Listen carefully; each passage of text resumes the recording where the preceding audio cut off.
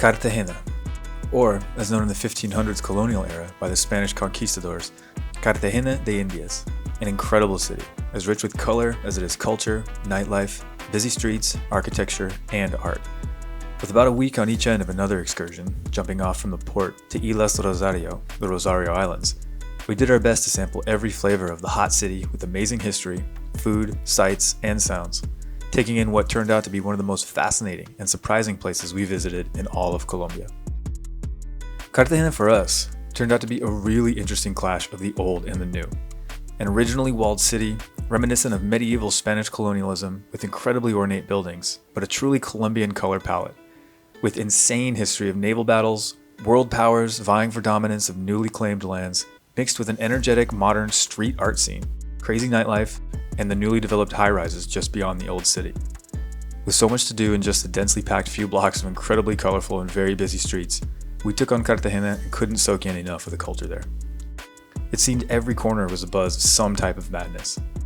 Street performers, concerts, carriages, tourists, restaurants, vendors, and all of it wrapped up in an intense heat that always seemed to match the atmosphere in Colombia. One of the first things we did after getting settled and seeing our Airbnb rental was learn a bit about some classic Colombian cuisine, with a really cool cooking class that only one other couple had signed up for. We can leave the details for the experience here and in the description as well. We learned the technique for proper paracones, accompanying almost every Colombian meal as a main staple. Barbie did her best to smash the starchy plátanos, and once we saw just how much sugar went into cooking the amazingly flavorful rice, we realized just a bit why it seemed so addicting. But the process by which Colombians dedicate so much passion for food was awesome, and picking up a few techniques on baking some very fresh fish with vegetables and a perfect marinade was really fun. The best part knowing it was locals catching, cooking, and teaching us one more aspect of a very beautiful culture. The one-time major port city was simply oozing with history, and around every street corner.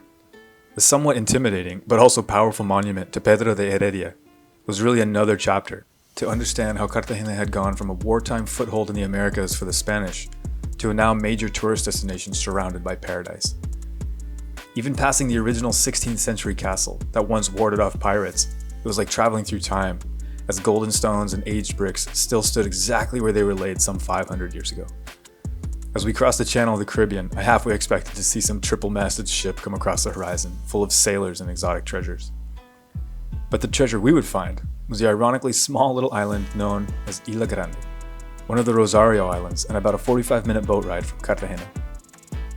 We were headed there for me to complete my first PADI open water scuba certification with Bloopdive and my unbelievably cool and professional instructor Fernando.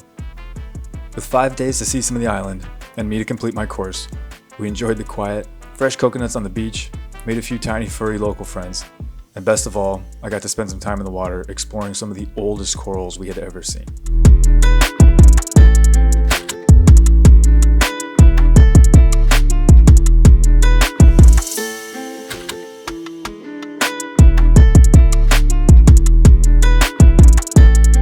Fernando's approach to diving really resonated with us, myself especially, as I learned proper techniques for recovery, safety, planning, buoyancy, and preparedness.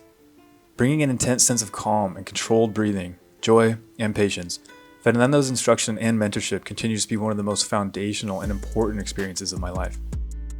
For anyone interested in diving, I would always recommend learning, and it's really not only diving that you're learning about, it's yourself, your environment, and really the awe-inspiring experiences you can have in the water. And they're still what keep us going back, even now, as I'm working on logging 30 dives in just over a year.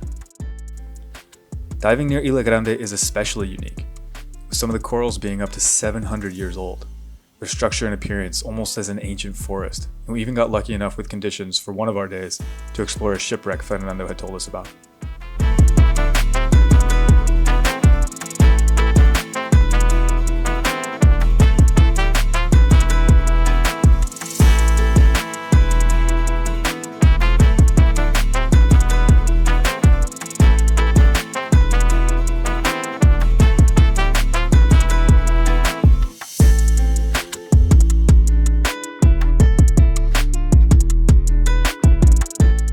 Scuba diving truly opened up an entirely new world to me.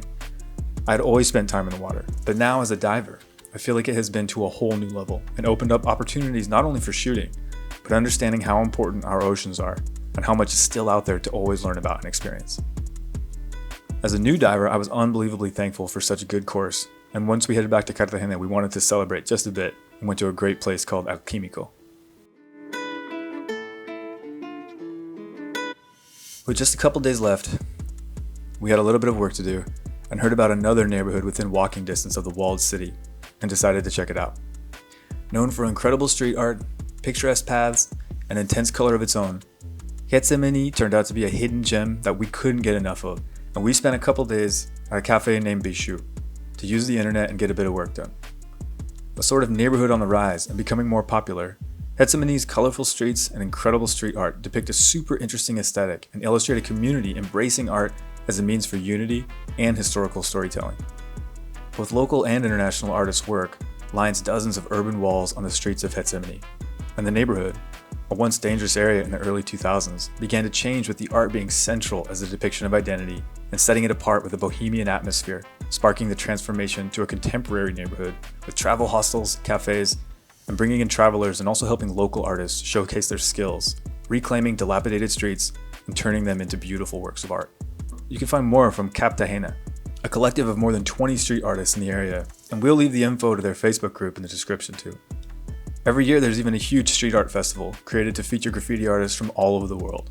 Artists come from places like Peru, Colombia, Dominican Republic, Mexico, and Brazil. The art seeks to represent the present in such a captivating way, but a lot of the subject matter depicts important histories as well.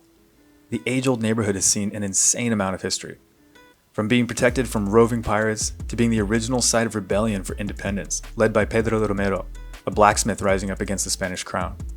Because of this battle, Cartagena would actually be a free city 11 years before the rest of Colombia's independence.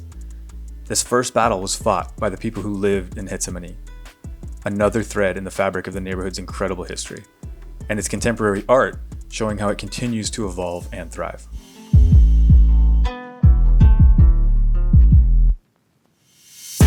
With our time in Cartagena finally wrapping up, we had seen and learned a ton, and I was even a certified scuba diver. The history, architecture, art, and culture easily make Cartagena a must-see stop in Colombia. And there were just a couple other places we definitely can't leave out. Café del Mar is an awesome seaside cafe and restaurant, and it's widely known, so make sure you get there early and avoid the long line.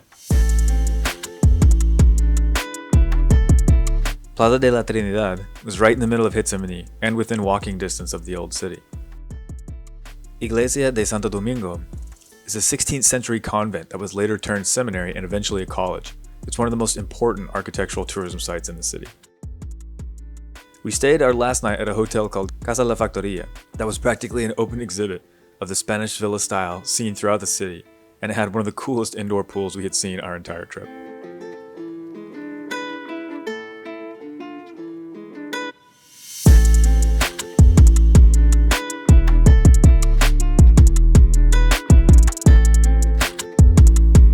We were beyond excited to get to our next destination, Santa Marta, where we wouldn't only get another few dives in Colombia, but see some rare and unique wildlife in one of Colombia's best national parks, Parque Tayrona. Our next stop would also take us to Taganga and Minca, and another spectacular jungle getaway.